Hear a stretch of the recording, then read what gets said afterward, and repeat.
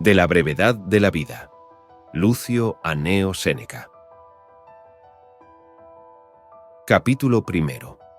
La mayoría de los hombres, Paulino, se quejan de la naturaleza, culpándola por habernos dado una vida tan corta y que el tiempo que tenemos pase tan rápidamente, siendo pocos los que logran aprovecharlo. Y no solo el imprudente vulgo se lamenta de este considerado mal. También los hombres excelentes han expresado sus quejas, dando motivo a la exclamación común de los médicos de que, aunque la vida es corta, el arte es largo y extenso. También de esto se originó la queja, indigna de un hombre sabio, que Aristóteles hizo, al ver que la edad de algunos animales brutos es tan larga, llegando en algunos a 500 años y en otros a 10, mientras que la del hombre, creado para cosas superiores, es tan corta y limitada. El tiempo que tenemos no es corto, pero al perder mucho de él, hacemos que lo sea, y la vida es suficientemente larga para llevar a cabo grandes cosas, si la utilizamos adecuadamente. Pero aquel que lo pasa en ocio y placeres y no lo ocupa en dignos ejercicios, cuando llega al último trance, nos damos cuenta de que se ha ido sin haberse percatado de que avanzaba. Lo cierto es que la vida que se nos dio no es breve, nosotros hacemos que lo sea, y no somos pobres, sino pródigos del tiempo.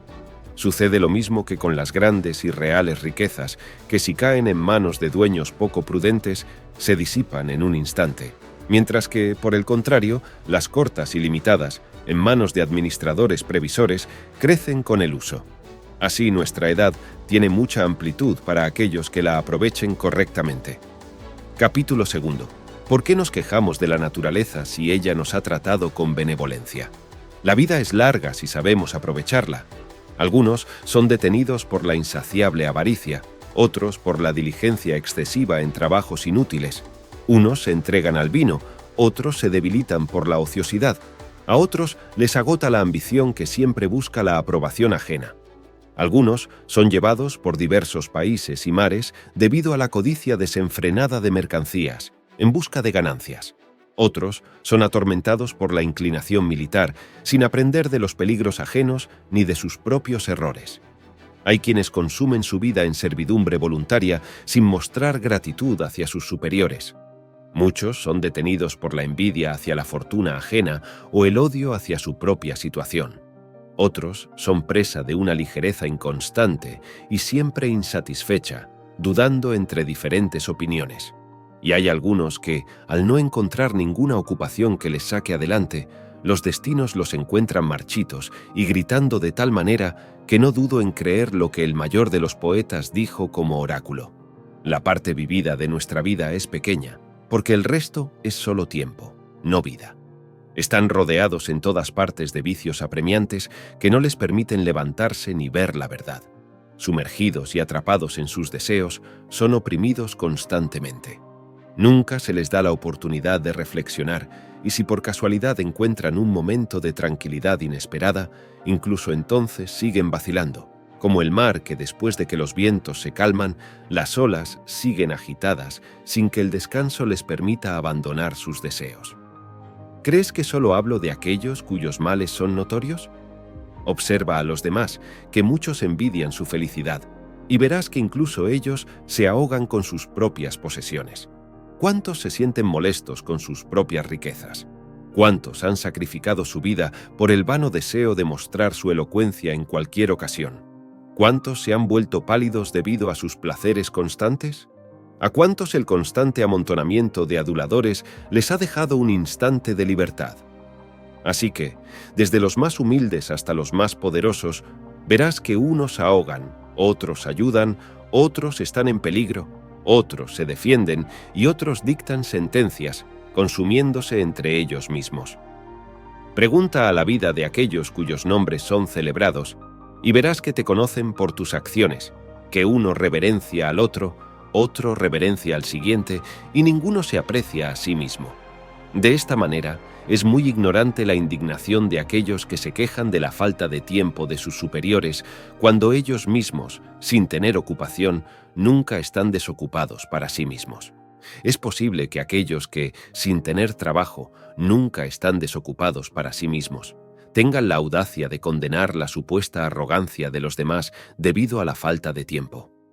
El otro, sea quien sea, tal vez, al menos con un semblante tranquilo, te miró, tal vez te escuchó, y tal vez te permitió estar a su lado, pero nunca te has dignado a mirarte ni a escucharte a ti mismo. Capítulo 3. No es necesario cargar a los demás con estas obligaciones, ya que cuando fuiste en su búsqueda no fue tanto para estar con ellos, sino porque no podías estar contigo mismo. Aunque todos los ingenios que resplandecieron en todas las épocas estén de acuerdo en esto, no lograrán valorar suficientemente esta niebla de la comprensión humana. No permiten que nadie invada sus propiedades, y aunque la diferencia en los límites sea pequeña, llegan a las piedras y las armas.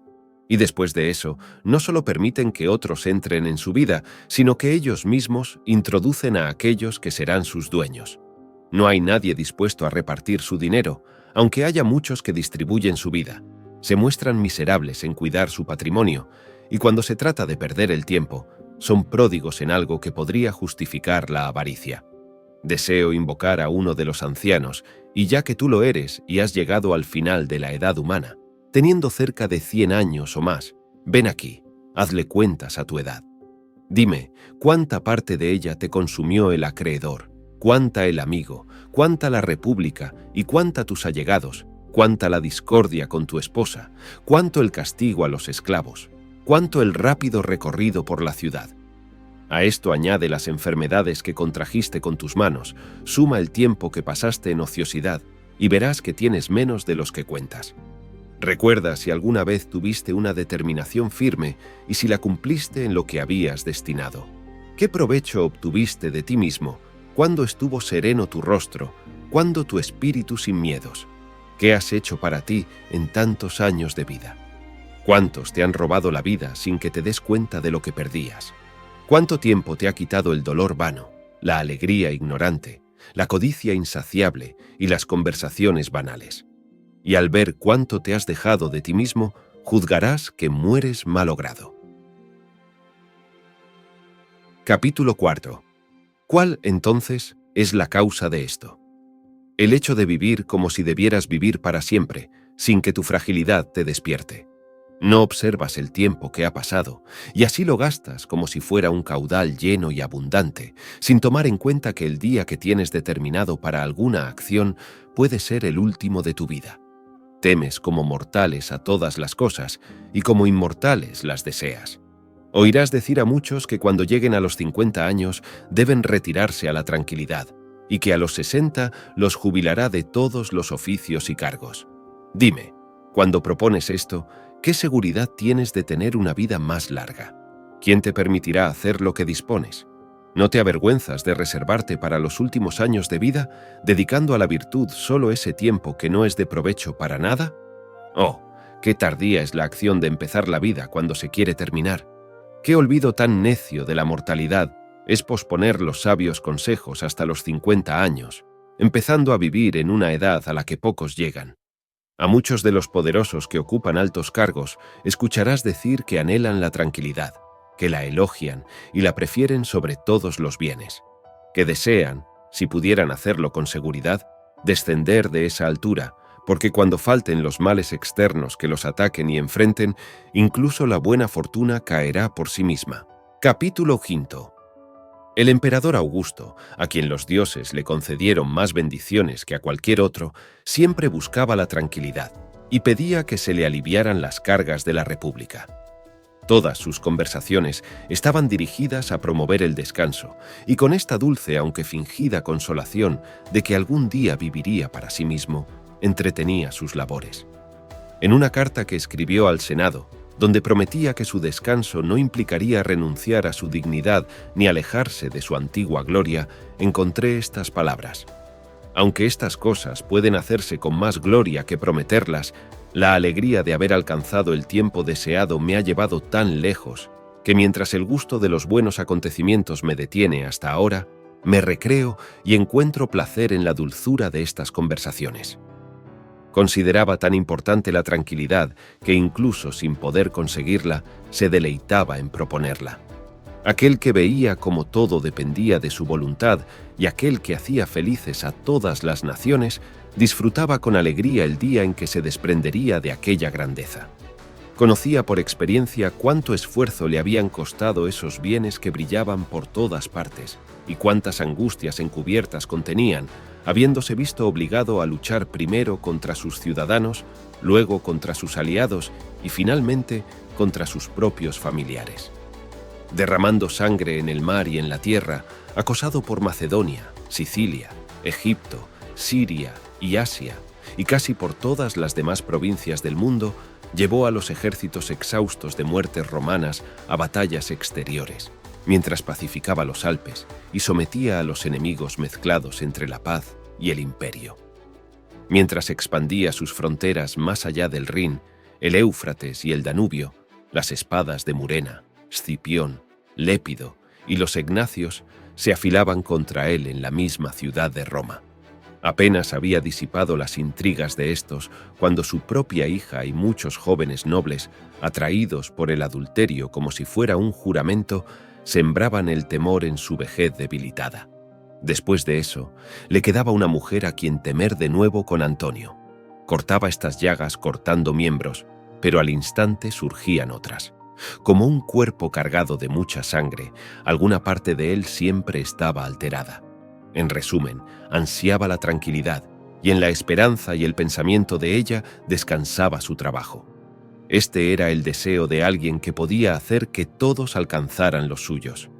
Marco Tulio Cicerón, perseguido por Catilina, Clodio, Pompeyo y Craso, algunos enemigos declarados y otros amigos no confiables, sufrió tormentas junto con la República cuando se apoyó en ella para evitar su caída.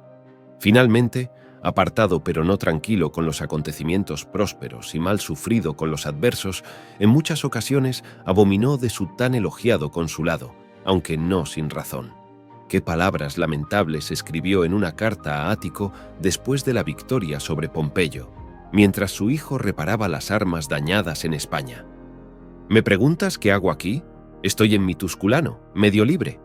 Y luego añadiendo otras razones, en las que lamenta el pasado, se queja del presente y desconfía del futuro.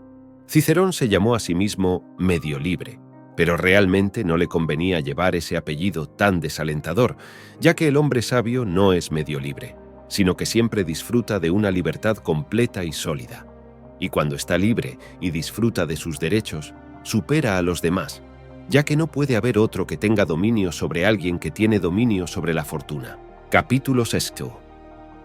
Cuando Livio Druso, un hombre áspero y vehemente, revocó las leyes de Graco y los daños que causaron, acompañado por una gran multitud de toda Italia, sin prever el final de las cosas que no podía ejecutar y sin tener la libertad de retroceder en ellas, odiando su vida desde su inquietud en la niñez, se dice que dijo que él era el único que, incluso cuando era joven, no había tenido un día de descanso. Se atrevió a apoyar las causas de los acusados ante los jueces antes de salir de la adolescencia y de quitarse la ropa pretexta, y su influencia fue tan eficaz que se sabe que cambió algunas opiniones a la fuerza. ¿Hasta dónde llegaría una ambición tan temprana? Está claro que esa audacia tan acelerada tendría un gran daño tanto en lo personal como en lo público. Así que, tarde se quejaba de no haber tenido un día de descanso, cuando desde niño había sido sedicioso y pesado con los tribunales. Se debate si se quitó la vida él mismo, ya que cayó después de recibir una herida repentina en la ingle. Algunos dudan si su muerte fue voluntaria o si fue oportuna. Será innecesario mencionar a muchos que eran considerados los más afortunados por los demás y que ellos mismos dieron testimonio verdadero de sí mismos. Pero en estas quejas, ni ellos mismos mejoraron ni mejoraron a otros, ya que al mismo tiempo que las manifestaban con palabras, sus sentimientos volvían a sus antiguos comportamientos. Lo cierto es que incluso si nuestra vida alcanza los 1000 años, sigue siendo muy corta. Todas las cosas se consumen en cada siglo, y este espacio de tiempo en el que, aunque la naturaleza avanza, nosotros la apresuramos con la razón, nos escapa con gran rapidez, ya que no impedimos ni detenemos el curso de las cosas más rápidas, sino que permitimos que se vayan como si no fueran necesarias y no se pudieran recuperar. En primer lugar, están aquellos que solo están desocupados para el vino y Venus, ya que son los más torpemente entretenidos. Los demás, que pecan engañados por la apariencia de una gloria vacía, se equivocan bajo una fachada de bienestar. Ya sea que hablemos de los avaros, los iracundos o los guerreros, todos estos pecan con una inclinación más valiente. Pero la mancha de aquellos inclinados a la sensualidad y al placer es vergonzosa. Examina los días de estas personas. Observa cuánto tiempo gastan contando, acechando, temiendo, reverenciando sus conspiraciones y las conspiraciones de otros. Cuánto tiempo les ocupan los banquetes, que ahora se consideran una profesión, y verás que ni sus problemas ni sus bendiciones les permiten respirar. En resumen, es una doctrina ampliamente aceptada que ninguna acción de aquellos que están ocupados en estas cosas puede ser acertada, ni siquiera la elocuencia o las artes liberales, ya que un espíritu estrecho no es capaz de lograr grandes cosas, sino que las rechaza como insignificantes. Y el hombre ocupado en cualquier cosa tiene menos dominio sobre su vida que sobre cualquier otra cosa, ya que la ciencia de vivir es extremadamente difícil. Capítulo 7. Existen muchos profesores en las demás artes, y algunos incluso los niños han aprendido de tal manera que podrían enseñarlas. Sin embargo, el arte de vivir debe estudiarse durante toda la vida, y lo más importante es que se debe gastar toda la vida aprendiendo a morir. Muchos hombres grandes, habiendo dejado todos los obstáculos, renunciando a las riquezas, oficios y entretenimientos, no se ocuparon de otra cosa hasta el final de sus vidas, excepto en el arte de aprender a vivir. Y muchos de ellos murieron confesando que aún no habían logrado alcanzarlo. Entonces, ¿cómo lo sabrán aquellos que no lo estudian? Créeme, es propio de hombres grandes, que superan los errores humanos, no permitir que se les robe un solo instante de tiempo. De esta manera, su vida se prolonga indefinidamente, porque todo el tiempo que se extendió fue para ellos, sin permitir que haya algo ocioso o sin cultivar. No entregaron parte alguna al dominio ajeno, porque no encontraron una recompensa equivalente con la cual intercambiar el tiempo. Por lo tanto, fueron vigilantes guardianes del tiempo, lo cual les bastó. Por el contrario, aquellos a quienes el pueblo les ha quitado gran parte de la vida deben sufrir la falta de tiempo. Y no pienses que estos no conocen la causa de este daño. A muchos de ellos, a quienes la gran felicidad apetece, los escucharás exclamar entre la multitud de sus aduladores, en la oficina de negocios o en otras honrosas miserias, que no les está permitido vivir. ¡Qué maravilla que no se les permita! Todos aquellos que se acercan a ti te alejan de ti. ¿Cuántos días te ha quitado el prisionero? ¿Cuántos el pretendiente? ¿Cuántos la vieja cansada de enterrar herederos? ¿Cuántos el que finge estar enfermo para despertar la avaricia de aquellos que codician su herencia? ¿Cuántos el amigo poderoso que te tiene, no por amistad sino por ostentación? Hazme un favor y cuenta los días de tu vida, y verás cuán pocos y desechados han sido los que has tenido para ti. Otro que alcanzó el consulado que tanto deseaba desea dejarlo y dice: ¿cuándo terminará este año? Otro tiene a su cargo las festividades, habiendo apreciado mucho que se le haya asignado la tarea, y dice: ¿cuándo me liberaré de esta responsabilidad? A uno lo seleccionan como abogado entre todos los demás, y el tribunal se llena de personas para escucharlo, incluso más allá donde su voz no alcanza, y dice: ¿cuándo se dará el fallo de este pleito? Cada uno precipita su vida, trabajando con el deseo de lo futuro y con el hastío de lo presente. Pero aquel que aprovecha todo su tiempo y ordena sus días para que le sirvan para vivir, ni desea ni teme al futuro, porque ¿qué cosa le puede arrebatar que le cause disgusto? Conoce todas las cosas con suficiencia. En lo demás, que la fortuna disponga como quiera, su vida ya está en puerto seguro. Puede añadírsele algo, pero no puede quitársele, como sucede con el estómago, que aunque está saciado, sin estar lleno, admite algún manjar sin haberlo deseado. Capítulo 8. No juzgues entonces que alguien ha vivido mucho tiempo solo por verlo con canas y arrugas, porque aunque haya estado mucho tiempo en el mundo, no ha vivido mucho. ¿Acaso dirás que aquel que, después de salir del puerto, fue azotado por la cruel tempestad de un lugar a otro y forzado por la furia de los vientos opuestos, navegó de un lado a otro de manera constante? Este, aunque sufrió mucho, no navegó mucho. Me asombro cuando veo a algunos que piden tiempo y aquellos que deben dárselo se muestran complacientes. Ambos tienen en mente el asunto para el cual se solicita el tiempo, pero no ponen su atención en el propio tiempo, como si lo que se pide y lo que se da tuviera poco valor, despreciando algo tan digno de estimación. Los engaña ver que el tiempo no es algo tangible, ni se puede comprender a simple vista, y por eso lo consideran algo vil y sin valor. Algunos hombres valiosos reciben salarios de otros y alquilan su trabajo, su esfuerzo y su diligencia, pero nadie aprecia el tiempo. Lo utilizan pródigamente, como si fuera algo dado gratuitamente. Observa a aquellos que lo hacen y míralos cuando están enfermos o cuando se encuentran cerca de la muerte y temen el castigo mortal. Verás que dicen, tocando las rodillas de los médicos, que están dispuestos a dar toda su riqueza por conservar la vida. Tan diferentes son sus afectos. Y si pudiéramos recordar con certeza el número de años que han pasado y conocer cuántos nos quedan, ¡oh! Cómo temblarían aquellos a quienes les queden pocos y cómo evitarían desperdiciarlos. La disposición de lo que es cierto, aunque sea poco, es fácil, pero se debe cuidar con mayor diligencia lo que no sabes cuándo se acabará. Y no pienses que ellos ignoran que el tiempo es valioso, ya que para resaltar el amor que tienen por aquellos a quienes aman mucho, suelen decir que están dispuestos a darles parte de sus años. Lo cierto es que, sin darse cuenta, se los dan, pero se los quitan a sí mismos sin que aumenten para los demás. Pero como desconocen lo que pierden, la pérdida del daño no entendido se vuelve más tolerable para ellos. Nadie puede devolverte los años y nadie te devolverá a ti mismo. La edad seguirá el camino que comenzó, sin volver atrás ni detenerse. No hará ruido ni te advertirá de su velocidad. Pasará silenciosamente y no se prolongará por mandato de los reyes o por el favor del pueblo. Correrá desde el primer día según lo ordenado. No tomará posada ni se detendrá en ningún lugar. ¿Qué se sigue de esto? Que mientras estás ocupado, la vida huye rápidamente y la muerte se acerca, ante la cual es necesario desocuparse, queramos o no. Capítulo 9.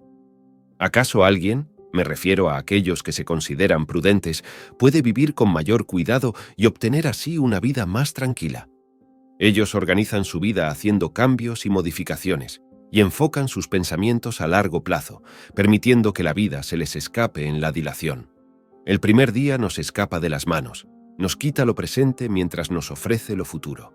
La esperanza, que depende de lo que sucederá mañana, es un gran obstáculo para la vida. Pierdes el presente y al disponer de lo que está en manos de la fortuna, descuidas lo que tienes en tus propias manos. ¿Dónde pones tu atención? ¿Hasta dónde te extiendes? Todo lo que está por venir es incierto.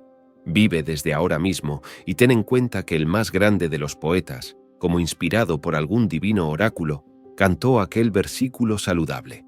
El mejor día de la juventud es el primero que escapa a los mortales. ¿Cómo te detienes? Dice. ¿Cómo tardas?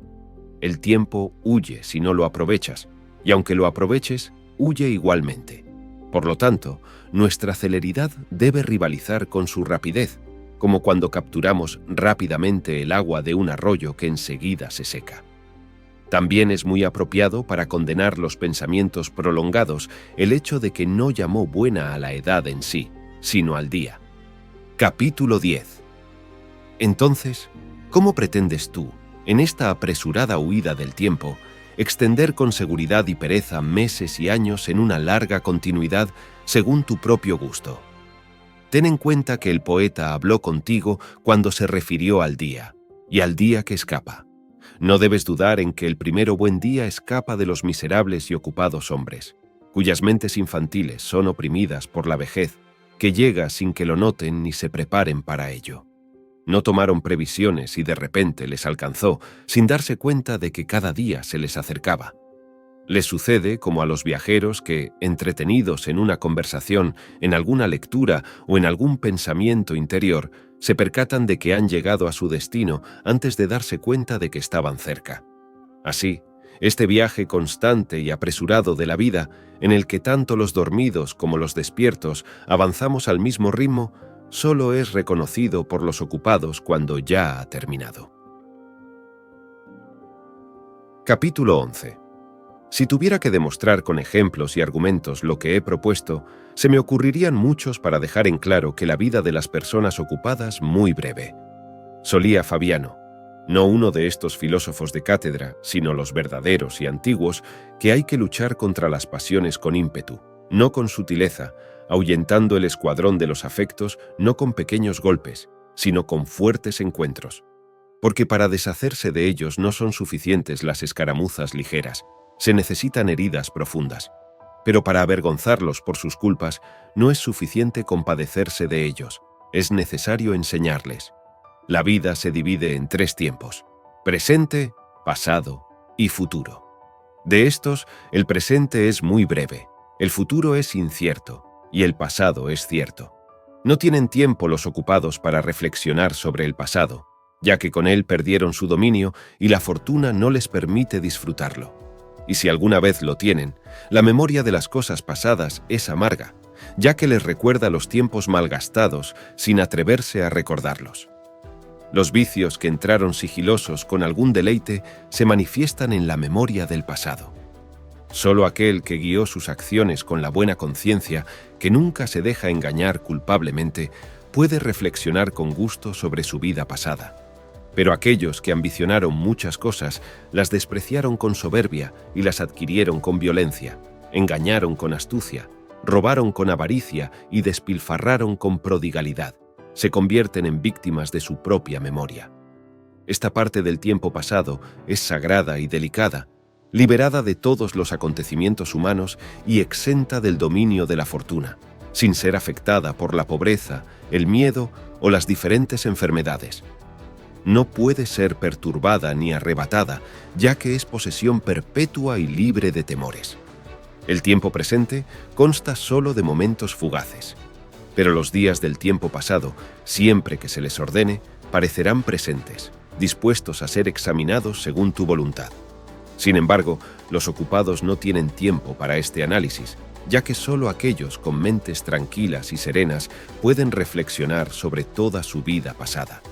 Las mentes ocupadas están como bajo un yugo, no pueden mirarse ni volver la cabeza. Su vida se ha perdido, y aunque le agregues lo que quieras, no es más beneficioso que la nada, a menos que hayan reservado una parte. Darles mucho tiempo es de poca importancia si no hay algo en lo que puedan asentarse y conservar. Se les escapa por las mentes rotas y agujereadas. El tiempo presente es tan breve que algunos dicen que no existe, ya que siempre está corriendo velozmente. Corre y se precipita, y deja de existir antes de llegar, sin poder detenerse como el mundo y las estrellas, cuyo movimiento es incesante y nunca se detiene en un lugar. Los ocupados disfrutan solo del tiempo presente, el cual es tan breve que no se puede comprender y, además, se les escapa cuando están distraídos en diferentes cosas. Capítulo 12. ¿Quieres saber finalmente qué tan poco viven? Solo mira lo mucho que desean vivir. Los ancianos decrépitos, a fuerza de plegarias, suplican unos pocos años más. Fingen ser más jóvenes y se engañan con la mentira. Se engañan con tanto gusto como si engañaran a los hados. Pero cuando algún incidente les recuerda su mortalidad, mueren atemorizados, no como aquellos que abandonan la vida, sino como excluidos de ella. A gritos dicen que fueron ignorantes al no haber vivido, y que si escapan de esa enfermedad, por fin podrán vivir en descanso. En ese momento reconocen lo inútil que fue adquirir bienes que no podrán disfrutar y cuánto esfuerzo fue en vano. ¿Pero qué impide que la vida de aquellos que llevan una vida alejada de los negocios no sea larga? Ninguna parte de su vida se desperdicia, no se le da nada a la fortuna ni se pierde con negligencia, no disminuye con regalos, no hay nada infructuoso. En resumen, su vida está dando frutos, y por más corta que sea, es suficiente. Por lo tanto, cuando llegue el último día para un hombre sabio, no dudará en ir hacia la muerte con paso firme y deliberado. ¿Te preguntas a quiénes llamo ocupados? No creas que hablo solo de aquellos que necesitan ser expulsados de los tribunales a rastras y que consideran honorables las peleas que tienen con sus seguidores y humillantes las que reciben de aquellos que no los acompañan. Tampoco me refiero a aquellos a quienes sus deberes los alejan de sus hogares para golpear puertas ajenas, ni a aquellos a quienes la vara del juez enriquece con ganancias infames que a veces generan heridas. Algunos ocupados están ocupados en atender sus tierras o en su cama, pero incluso en medio de la soledad, aunque se hayan alejado de los demás, son molestias para sí mismos. Por lo tanto, no podemos decir que tienen una vida tranquila, sino una ocupación ociosa. Capítulo 13.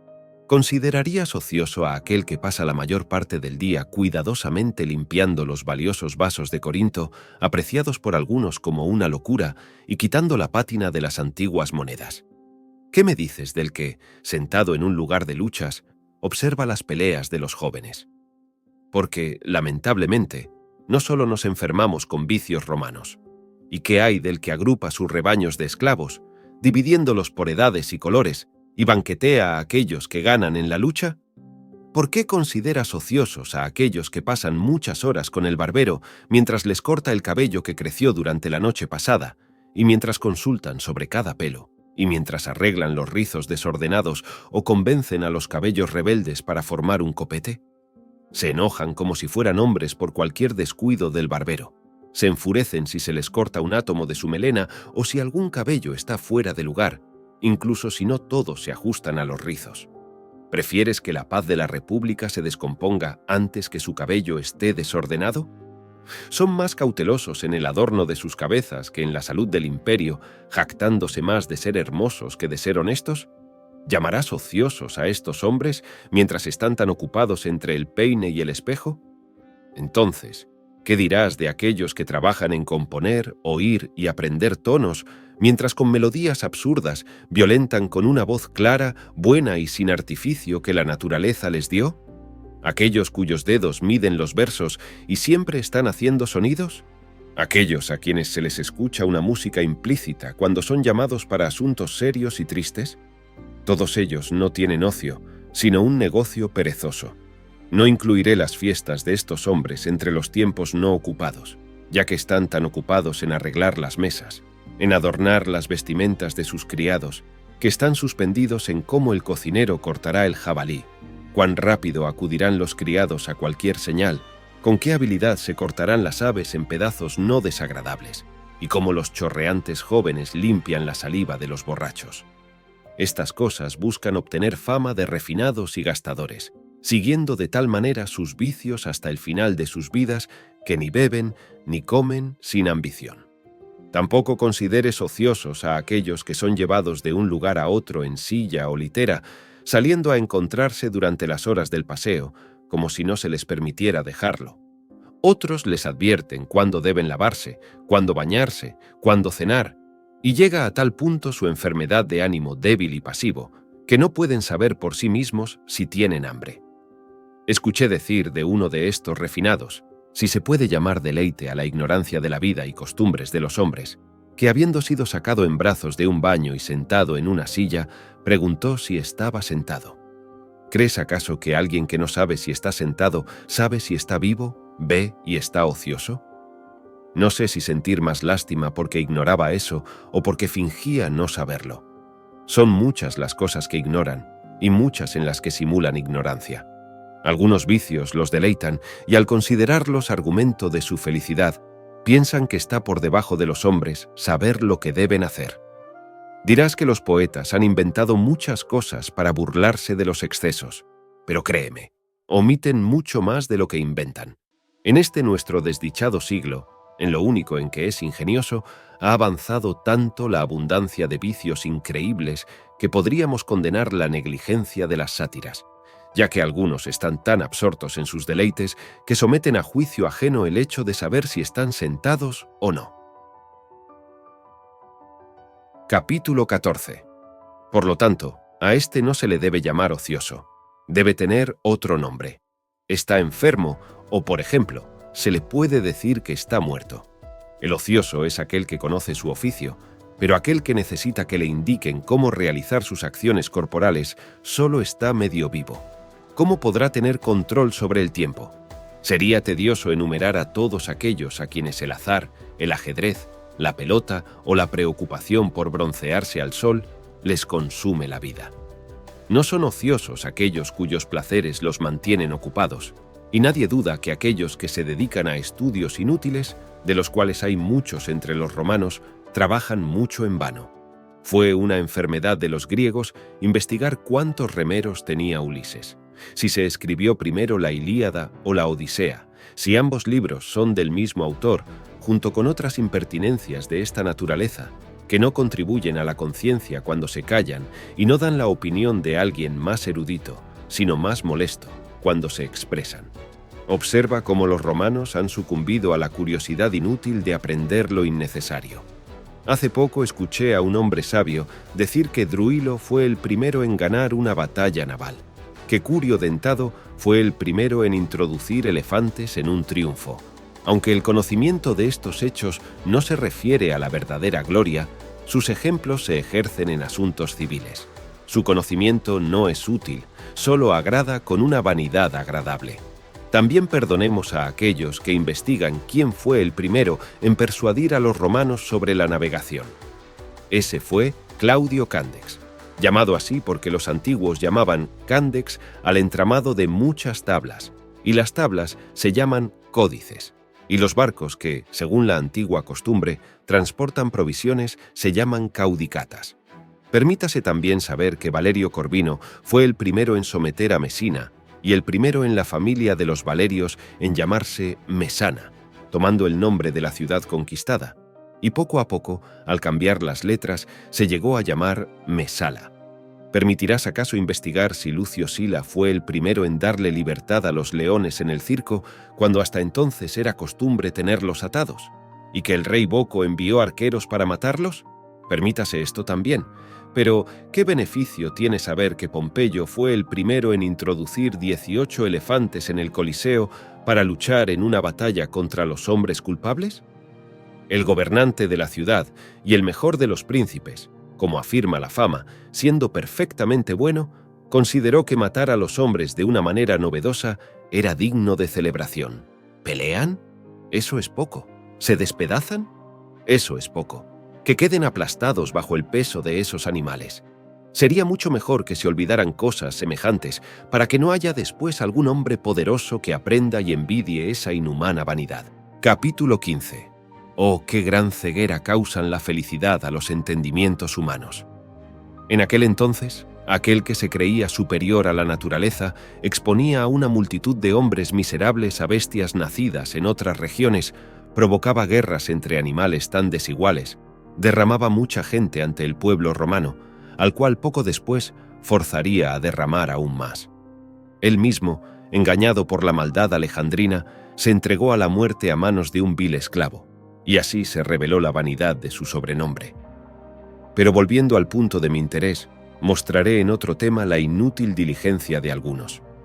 Este erudito mismo contaba que, tras la victoria de Metelo sobre los cartagineses en Sicilia, fue él solo entre los romanos quien llevó delante de su carro 120 elefantes cautivos.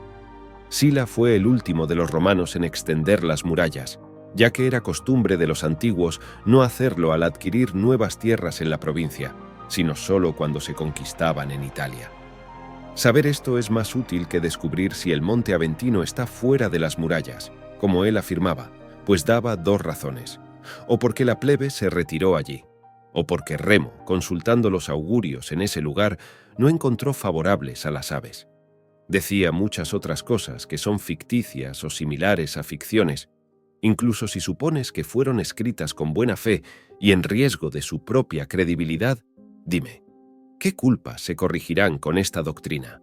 ¿Qué deseos restringe? ¿A quién vuelve más justo y generoso? Nuestro Fabiano solía decir que dudaba si era mejor no ocuparse en algunos estudios o enredarse en estos. Solo aquellos que se dedican en exclusiva a admitir la sabiduría disfrutan de paz, y solo ellos viven verdaderamente, no solo aprovechando su tiempo, sino añadiéndose todas las edades pasadas. Pues si no somos ingratos, debemos admitir que esos gloriosos inventores de las sagradas ciencias nacieron para nuestro bien y nos dirigieron en nuestra vida, por lo que somos instruidos en el conocimiento de maravillas extraídas de la oscuridad a la luz. Ningún siglo nos queda prohibido, todos somos admitidos, y si tuviéramos la grandeza de ánimo para salir de los estrechos límites de la debilidad humana, tendríamos mucho tiempo para expandirnos por delante. Podríamos discutir con Sócrates, argumentar con Carnéades, satisfacernos con Epicuro, vencer con los estoicos las inclinaciones humanas, adelantarnos con los cínicos y seguir a la naturaleza en compañía de todas las edades. Entonces, ¿cómo podemos no entregarnos de todo corazón a aquellas cosas que son inmensas y eternas, compartidas con los mejores en este breve y fugaz tránsito del tiempo? Aquellos que se dedican a cambiar de oficio, inquietándose a sí mismos y a los demás, cuando alcancen el pináculo de su locura y hayan visitado cada día los umbrales de todos los ministros, y hayan entrado por todas las puertas que encontraron abiertas, cuando hayan ido a diferentes casas, realizando visitas interesadas a todos los que puedan ver en esta inmensa ciudad, prestando atención a sus diversos deseos. ¿Cuántos de ellos encontrarán a quienes su sueño, lujuria o descortesía despojen?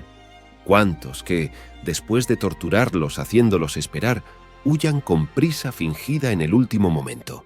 ¿Cuántos que, para no salir por las entradas principales llenas de aduladores, escapen por las puertas secretas falsas como si engañar fuera más inhumano que despedir a alguien? ¿Cuántos somnolientos y pesados por la embriaguez, adquirida la noche anterior con un bostezo arrogante, apenas abran los labios? Pagarán a los miserables que perdieron su sueño para guardar el de otros con saludos infinitamente repetidos. Solo aquellos que se dedican a verdaderas ocupaciones están ocupados. Ellos se enorgullecen de tener constantemente a Zenón, Pitágoras, Demócrito, Aristóteles y Teofrasto como amigos, junto con otros varones eminentes en las buenas ciencias. Ninguno de ellos estará ocupado, ninguno dejará pasar a otro más afortunado y más encantado con él mismo sin comunicarles algo valioso. Todos ellos, en todo momento del día y la noche, están dispuestos a recibir a cualquiera que quiera comunicarse con ellos. Ninguno de ellos te obligará a la muerte, y todos ellos te enseñarán cómo morir. Ninguno de ellos interrumpirá tus años, más bien te ofrecerán los suyos. Ninguna de sus conversaciones será peligrosa para ti, su amistad no será culpable, ni su veneración costosa. Capítulo 16. De su compañía sacarás el fruto que desees, sin que por ello disminuya cuánto consigas sacar. ¡Qué felicidad! ¿Y qué vejez digna de honor espera a aquellos que se ponen bajo su protección? Tendrán compañía con quien deliberar sobre asuntos grandes y pequeños, a quien consultar diariamente en sus negocios y de quien recibir verdades sin insultos, elogios sin adulación y una idea cuya semejanza imitar. Solemos decir que no elegimos a nuestros padres, sino que nos los da la fortuna. Sin embargo, teniendo tantas familias de ingenios nobilísimos, podemos permitirnos elegir cuál unirnos. No solo serás adoptado en el nombre, sino que también disfrutarás de los beneficios que no se dan para guardarlos con envidia y mezquindad, ya que estos beneficios aumentan cuando se comparten más. Estas cosas te abrirán el camino hacia la eternidad, colocándote en una posición de la cual nadie podrá derribarte. Este es el único medio para extender la mortalidad, o mejor dicho, convertirla en inmortalidad. Los honores y las memorias, así como todo lo demás que la ambición dispone o levanta con construcciones, se desvanecen rápidamente. No hay nada que la larga vejez no destruya, consumiendo más rápidamente lo que ella misma consagró. Solo la sabiduría está exenta de ser maltratada. La edad presente no la borrará, y la futura no la disminuirá. Más bien, la próxima añadirá parte de su veneración, porque la envidia siempre se asienta en lo cercano, y admiramos sinceramente lo más lejano. Por tanto, la vida del sabio tiene gran amplitud. No está limitada por los términos que limitan la vida de otros. Solo él es libre de las leyes humanas, todas las edades le sirven como a un dios. Con su memoria, abarca el tiempo pasado, aprovecha el presente y prepara el futuro. Así, la unión de todos los tiempos alarga su vida, mientras que la vida de aquellos que olvidan el pasado, no cuidan del presente y temen el futuro es corta y llena de angustias. Solo aquellos que están dedicados a la sabiduría pueden apreciarlo. Capítulo 17. Y no debemos considerar como prueba suficiente de una larga vida el hecho de que a veces se llame a la muerte. Su imprudencia les atormenta con afectos inconstantes, pues al temer a la muerte, muchas veces la desean. Tampoco es argumento para juzgar que la vida es larga el quejarse de que los días son largos y que las horas pasan lentamente hasta llegar al momento señalado para el banquete. Porque si a veces se liberan de sus ocupaciones, se aburren durante el descanso sin saber cómo aprovecharlo o cómo desecharlo. Entonces, buscan de inmediato alguna ocupación, considerando pesado el tiempo en el que carecen de ella. Les ocurre lo mismo que a aquellos que esperan el día destinado a los juegos gladiatorios u otros espectáculos o festividades. Desean que los días intermedios pasen rápidamente porque perciben la demora como tediosa, mientras que para aquellos que están enamorados, el tiempo es breve y precipitado, haciéndose aún más corto debido a su culpa, ya que al no tener consistencia en sus deseos, saltan de una cosa a otra.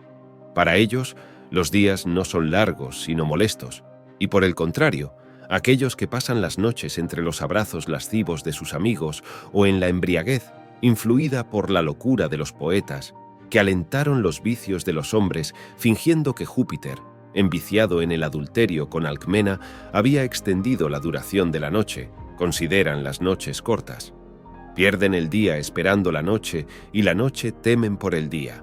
E incluso sus mismos placeres están llenos de temores e inquietudes, con diversos recelos, en los que se insinúa en medio del placer algún pensamiento angustiante sobre lo efímero que es. De este afecto nació el llanto de los reyes por su poderío, y a pesar de que la grandeza de su fortuna no les alegra, les causa terror el fin que les espera.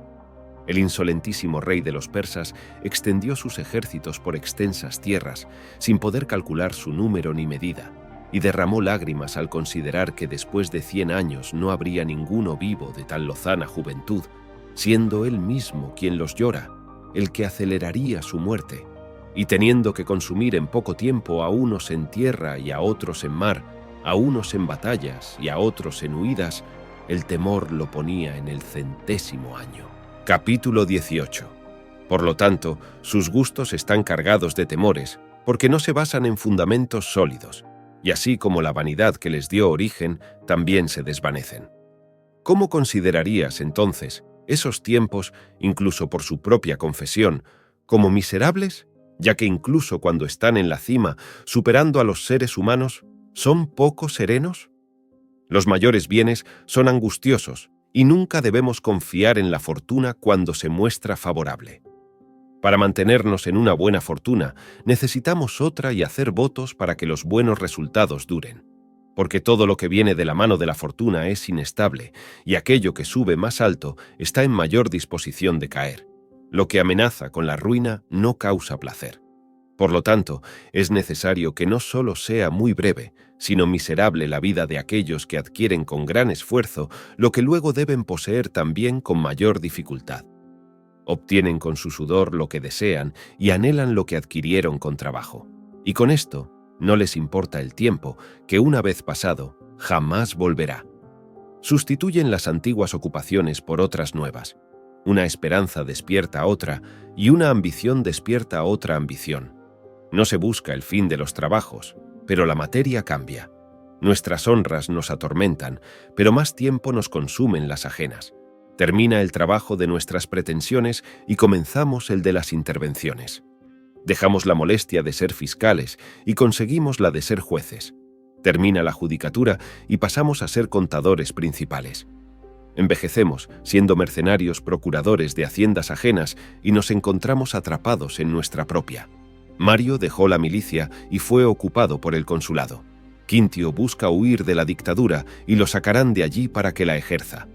Escipión va a las guerras de África a una edad joven para tal gran empresa.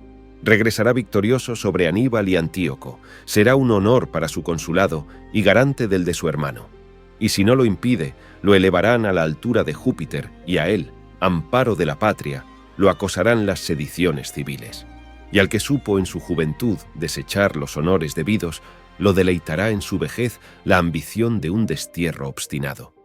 Nunca faltarán causas de preocupación, ya sean felices o infelices. Las ocupaciones cierran la puerta a la tranquilidad. Siempre se desea sin llegar a ser alcanzado. Capítulo 19. Así que, querido y sabio Paulino, aléjate del vulgo y encuentra un puerto más seguro para ti mismo. No te dejes arrastrar por la vejez. Recuerda los mares que has navegado, las tormentas personales que has sufrido y las que, siendo públicas, te han afectado. Tu virtud ha quedado demostrada en tiempos inquietos y laboriosos. Ahora experimenta lo que puede hacer en la calma. Es justo que hayas entregado la mayor y mejor parte de tu vida a la República. Toma también algo de tiempo para ti. No te llamo a un descanso perezoso y ocioso, ni a sepultar tus buenas inclinaciones en el sueño o los placeres comunes. Eso no es tranquilizarse. Encontrarás ocupaciones más importantes y seguras al retirarte. Administrando las finanzas del imperio con moderación, como si fueran ajenas, con la misma diligencia que si fueran propias y con la rectitud que merece lo público, obtendrás el amor de una función en la cual evitar el odio es un gran logro. Pero créeme cuando te digo que es más seguro tener el control de tu propia vida que controlar el abasto de trigo público. Reúne en ti mismo esa gran capacidad de ánimo para cosas mayores y aparta ese ministerio que, aunque es magnífico, no es adecuado para una vida perfecta. Convéncete de que todos los estudios que has llevado a cabo desde tu juventud en las ciencias no fueron para encargarte de miles de hectáreas de trigo. Ofrecías esperanzas de algo mayor y más elevado. No faltarán hombres de capacidad excepcional y diligencia cuidadosa para ocuparse de eso. Para cargar pesos, los burros lentos son más aptos que los nobles caballos. ¿Quién puede mantener su noble ligereza con paso lento? Considera también cuán tedioso puede ser asumir esa gran responsabilidad. Tu carga es como el estómago humano, que no admite razones ni se satisface con equidad, porque un pueblo hambriento no se calma con ruegos. Pocos días después de la muerte de Cayo César, si los difuntos tienen alguna conciencia, cuando todo el pueblo romano se mantenía de pie y abastecido para 7 u 8 días, mientras él, jugando con las fuerzas del imperio, construía puentes para los barcos, llegó a los cercados el último de los males, la escasez de alimentos. Y al imitar a un rey extranjero en su furiosa soberbia, sufrió la pérdida del hambre y los desastres que ésta acarrea, que incluyen la ruina de todo. ¿Qué pensaban en ese momento aquellos a quienes se les había encomendado el suministro de trigo público, esperando recibir hierro, piedras, fuego y espadas? Escondían tantos males en sus corazones con suma discreción, y no sin razón, pues existen muchas enfermedades que deben curarse desconociéndolas, habiendo habido muchos que conocieron su enfermedad y murieron a causa de ella. Capítulo 20. Busca refugio en estas cosas más tranquilas, más seguras y de mayor importancia.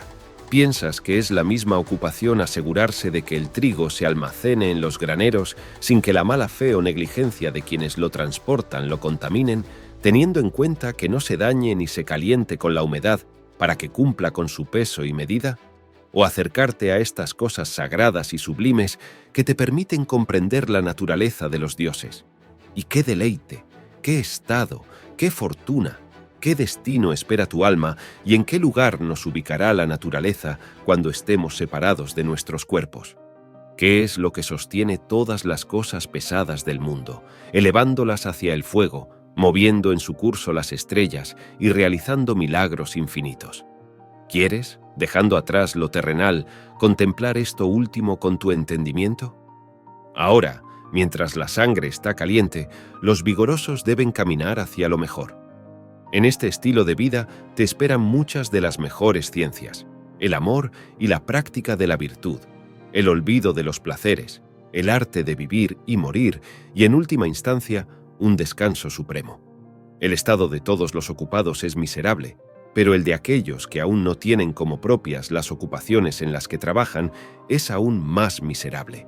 Duermen por el sueño ajeno, caminan con pasos ajenos, comen con apetito ajeno. Incluso amar y odiar, acciones tan libres, las hacen por mandato. Si aquellos intentaran comprender cuán breve es su vida, considerarían qué parte les pertenece. Cuando veas a aquellos que pasan de un cargo a otro, ganando renombre en los tribunales, no los envidies. Todo eso se adquiere a expensas de la vida, y para que solo se cuente el año de su consulado, destruirán todos los demás años. A muchos la vejez los abandonó mientras luchaban con los principios en su ascenso hacia la cumbre de la ambición. A otros, después de haber llegado a las más altas dignidades a través de 1000 indignidades, les llega un miserable desengaño de que todo su trabajo ha sido para el epitafio de su tumba.